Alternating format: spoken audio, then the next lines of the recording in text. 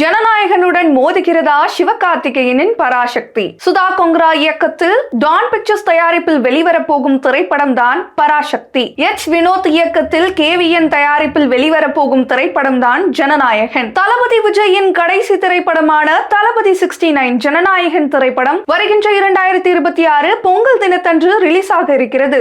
ஜனநாயகன் தயாரிப்பு நிறுவனம் ஏற்கனவே ஜனவரி 9 படம் திரைக்கு வருவதாக அறிவித்திருக்கக்கூடிய நிலையில் சிவகார்த்திகேயன் நடித்துள்ள பராசக்தி திரைப்படம் பொங்கலை முன்னிட்டு ஜனவரி 14 ரிலீஸ் செய்வதாக டான் பிக்சர்ஸ் அறிவித்துள்ளது. பராசக்தி திரைப்படத்தை இன்பன் உதயநிதி ஸ்டாலினின் ரெட் ஜெயிண்ட் மூவிஸ் உலகம் முழுவதும் வெளியிடுகிறது. இந்த நிலையில் ஜனநாயகன் வெளியான மறுநாள் 10 பராசக்தியை முன்கூட்டியே உலகமெங்கும் வெளியிட இருப்பதாக சினிமா பத்திரிகையாளர்கள் தெரிவித்து வருகின்றனர். தமிழ்நாட்டில் பராசக்தி 10 வெளியாகுமா என்று இதுவரை அதிகாரப்பூர்வ அறிவிப்பு எதுவும் வெளிவராத நிலையில் பத்திரிகையாளர்கள் பேச்சு ரசிகர்கள் மத்தியில் கொந்தளிப்பை ஏற்படுத்தியுள்ளது. தமிழக வெற்றி கழக தலைவர் விஜய் அவர்களுடைய கடைசி திரைப்படமான ஜனநாயகன் ரசிகர்கள் தொண்டர்கள் மத்தியில் பெரும் எதிர்பார்ப்பை ஏற்படுத்தியுள்ள இந்த நிலையில் அந்த திரைப்படம் வரும்போது சிவகார்த்திகேயனின் பராசக்தி வெளியிடுவதாக அறிவித்துள்ளது. உண்மை செய்தியா என்று ரசிகர்கள் குழப்பத்தில் உள்ளனர். டிவிகே கட்சி தலைவர் விஜய் திமுகவை கடுமையாக விமர்சித்து வரும் இந்த நிலையில்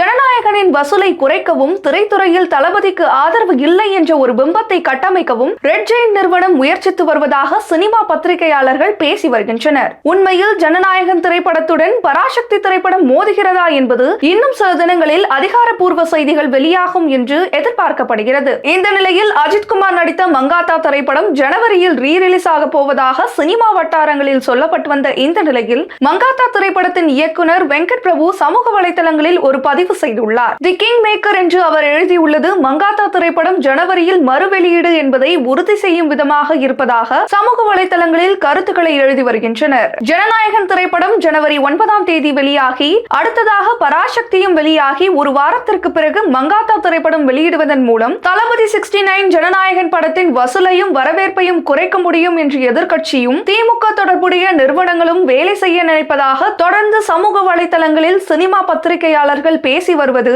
வரும் நாட்களில் உறுதியாகுமா அல்லது பொய் செய்தியாக இருக்குமா என்று ரசிகர்களுக்கு தெரிய வரும்.